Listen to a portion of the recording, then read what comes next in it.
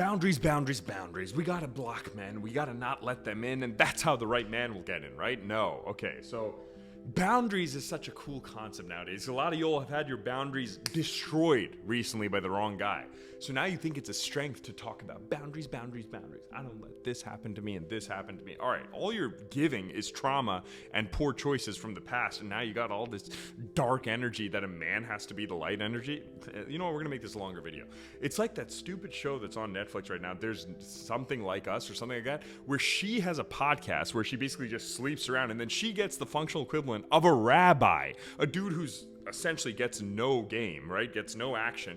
And they're trying to show this concept to women to make them think you can get the happy ending.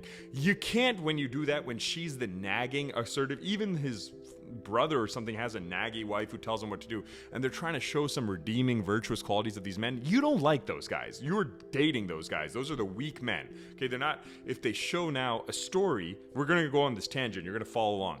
If they show a version where the man's the player, etc., right? Something like Beauty and the Beast, or a guy who, well, he's not a player, but whatever, he's more masculine, like, or even in Bridgerton, right? He's a cad, he's a player before she converts him. Then they get to say, oh, you're pedestalizing misogynists and the patriarchy and men getting away and having a pushover. No, they have happy endings in that, all right? So why don't you integrate that, because those are the guys you're sleeping with anyway. Anyway, so back to boundaries. So you're not going to yell about your boundaries, aka let me show you my anger scars and then be demeaning and just negative energy. It's annoying. You're going to switch boundaries to standards, and you're going to switch standards to feelings. You want to feel safe, right? Isn't that why your boundary came up in the first place?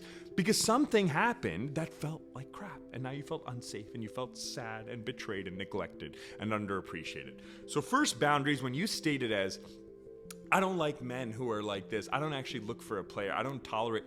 Oh, please. Actually, those are the women who are the easiest to sleep with, okay? So first of all, because they're just screaming, don't think of a purple elephant. That's exactly what they're thinking about. That's all they can recognize. It's terrible. So no, it's the difference between saying I'm not drinking next weekend, you always do, versus I want a good liver. So no to that. Philosophy, negative. Huge abstract concepts that men have to integrate when they're trying to first do sensory to court and go in, they're tangible, tactile goals that they want to move towards.